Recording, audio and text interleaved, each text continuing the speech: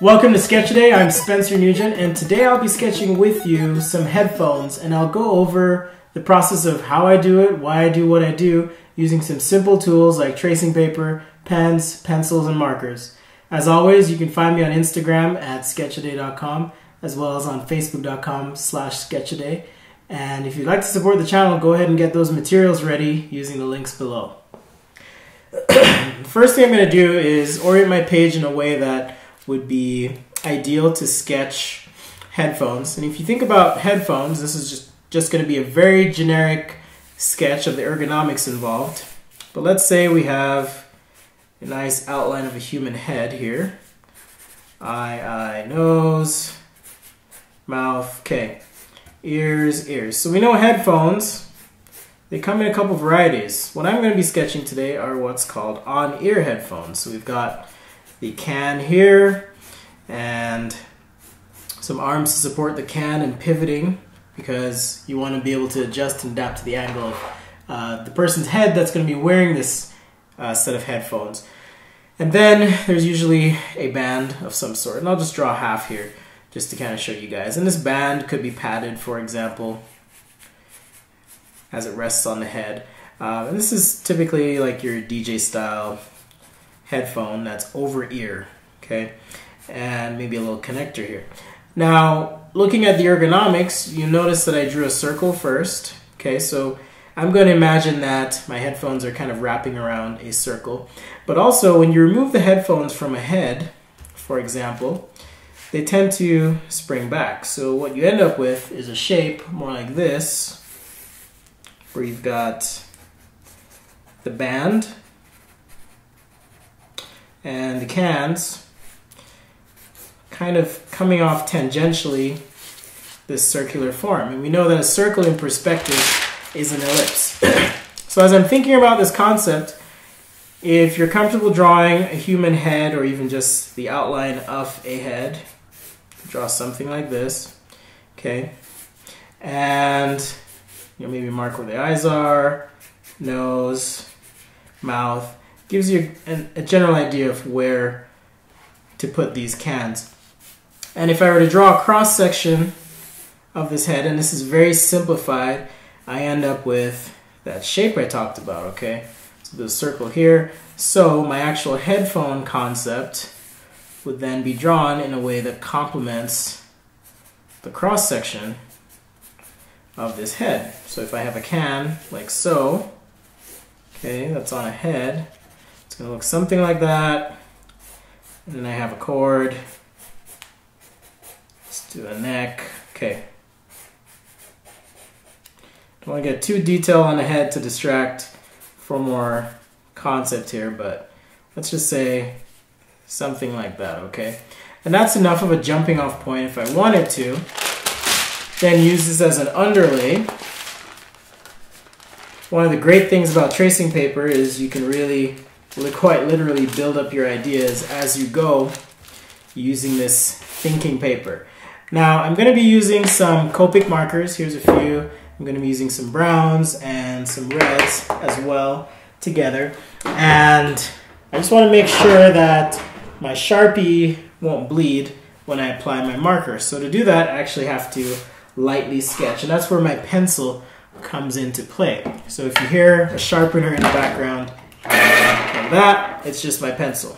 So now that I've kind of laid out my concept on this head, I'm going to go ahead and, using my pencil, lightly sketch in over this concept.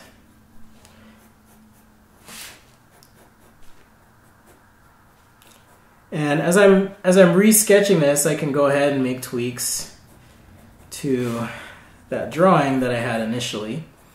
Okay, so if I need to move something here and there, I can totally do that as I'm drawing. And for the silhouette of the head, I'm going to have this function as a background element to my sketch. So just keeping this very simple. It's easy if you're presenting a concept to let the human element distract or detract rather from the main part of the sketch, which in this case is the product. So I'm just keeping my silhouette here. If I pull this sheet of paper up, you'll see, okay, I'm just trying to keep that silhouette very simple. And I can see where I need to, for example, adjust my ellipse just a little bit on this head, and also sketch in the air cushion, like so. And I don't want to completely sever this head, so in other words, I don't want to completely close this off. So what I'll do is kind of finish off the background such that it intersects with the front of my head here. And this will function as a background element to the main part of the sketch. So if I pull this out, side by side, you can see quick gestural sketch, refined pencil sketch, and now I can start to add some marker and details.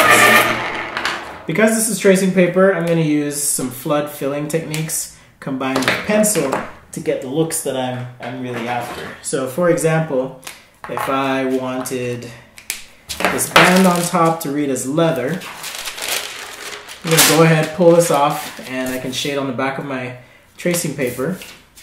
Because this is a cylindrical cross-section, or I'm assuming it is, I would have a shadow core, an area of highlights. So as I shade this on the back side here toward my light source, which I'm saying is coming from the top and to the right, maybe this is a nice veg tan leather, for example. I'm going to have, always helpful to wait for your marker to dry, I'm going to have a kind of a darkening effect that happens down toward this side. Shade in this little element here, and now I can start to use some grays wherever there would be metal. For example, on these little elements here on my sketch, and my air cushions and cans. For this sketch, I'm going to, just for fun, make my cans red. And this kind of has a conic section to it, so I'll have a shadow core here and blend up toward a nice highlight.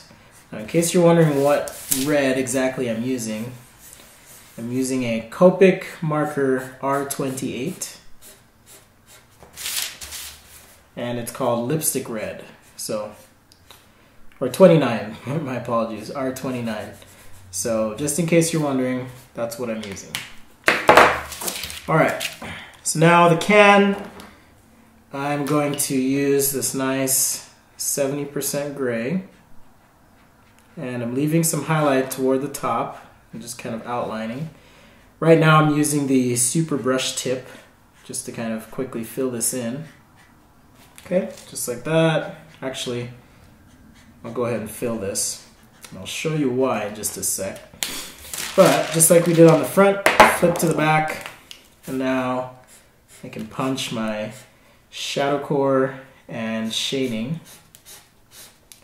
to create a nice gradient on this flat surface, and also to communicate roundness in this conical section right through there. And let's say I want another accent right up here. I'm going to go ahead and make that black. And to do that, in this case, I'm using my Sharpie. That's because I just want a nice fill or field of color to then go ahead and use some white pencil to bring out the details. So now that I have this, the color blocked in, and if you're pretty confident you're done with your color, you can actually go ahead and apply your Sharpie. If you're not completely done with your color, however, you want to make sure that you don't put your Sharpie there because it'll want to bleed. Okay. It looks a little bit better, and we'll read on this side as well. I'm going to go ahead and add some cushion to the bottom of this band. I know these are crazy looking headphones, but that's okay.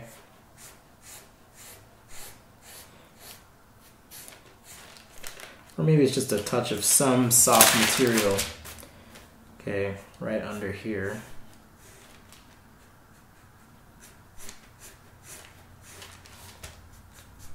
There you go. So some hint of some material as it wraps over the head.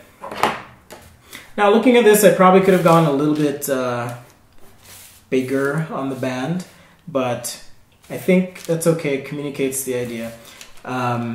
Here, for example, I may want to show that this band comes down just a little bit. And this is where I would have some adjustability.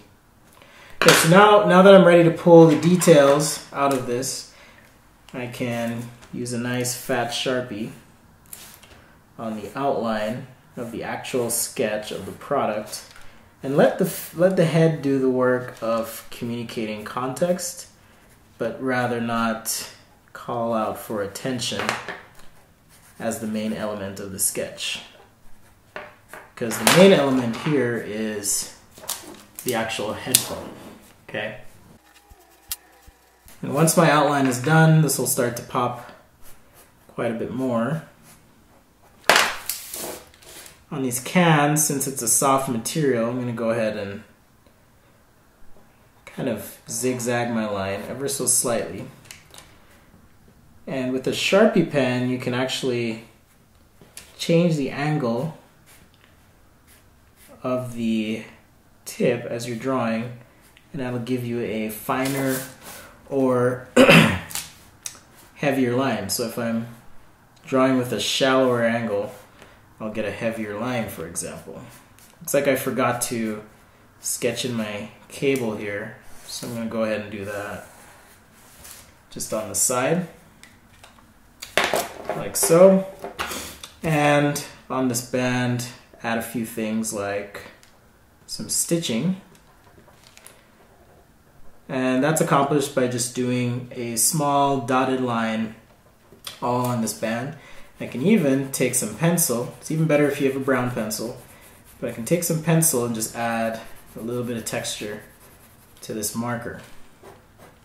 So combining tools as you draw is a good thing. Don't think that you just have to use a pen as you draw or have to use just a pencil. You can mix pencils, pens, markers, whatever you have to do to get your drawing looking decent. And I can tell that I need to brush up on my headphone drawings, but in any case, that's kind of how I think about drawing my headphones as I do them. Now I mentioned I would take some white pencil here and kind of clean up this little black detail. And this works really well because I now have a nice dark background. And with some shading in strategic places, I can start to communicate some surface topology here on this little round bit. So even sketching in with the white line, maybe there's a little icon here, for example, to show that this is the right can, right there. With some black pencil on this can, right next to that white spot, I'm just going to shade down. And that's going to help push the contrast in that area, as well as some shading in the area where there would be a shadow core. Same thing on this muff or this soft bit. I'm just going to use a pencil on its side, and with a little shading, start to communicate some form and dimension. And where there would be a shadow cast by these arms, for example, or I can't see much back here, I'm just going to go ahead and shade this all in.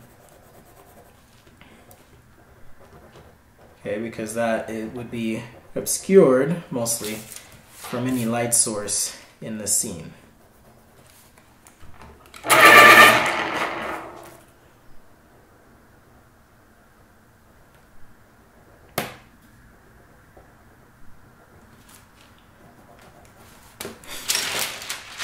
Okay, 2 little screws perhaps. A little bit of white there on the edge. And a little bit of white here on this edge as well. I can see I need to do a little bit of work. So even though I did this in Sharpie, again, I'm kind of jumping to my pencil here for some lighter interior work, right where this band meets the actual can.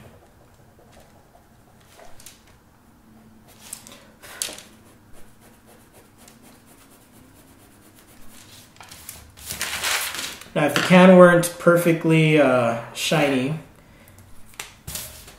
or if this wasn't meant to be as shiny, I could shade in the back on these white areas, and now I have almost a secondary value, okay, as I'm wrapping this up.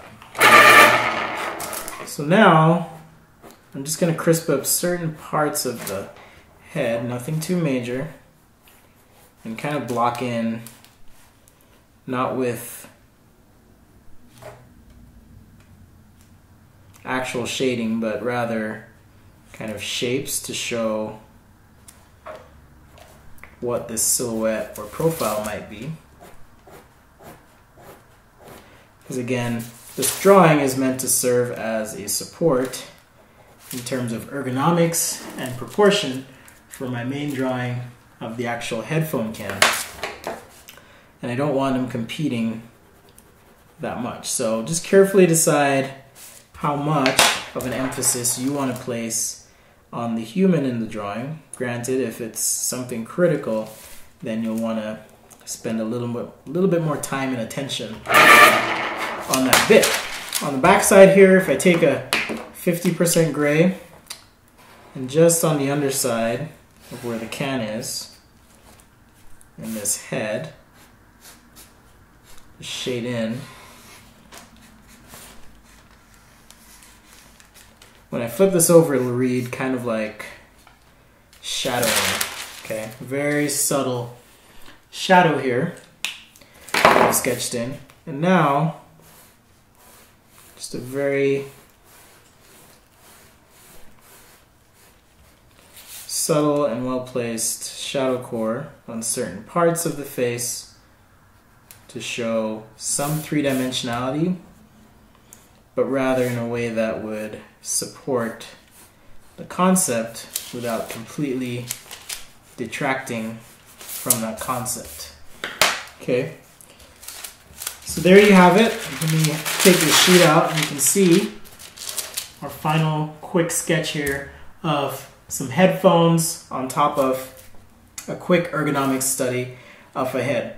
If you like what you see, please share this video as much as you can. And also be sure to subscribe to the YouTube channel by hitting the button subscribe. That way you will be the first to know when I post an update and get a rundown of all the videos I've done. You can find me on Instagram at sketchaday.com or on facebook.com/sketchaday. Be sure to submit questions for this week's Fan Friday to sketchthis@sketchaday.com. Last week was amazing and I'm looking forward to the submissions from this week. So get your stuff together. Until next time, I'm Spencer and this is Sketchaday.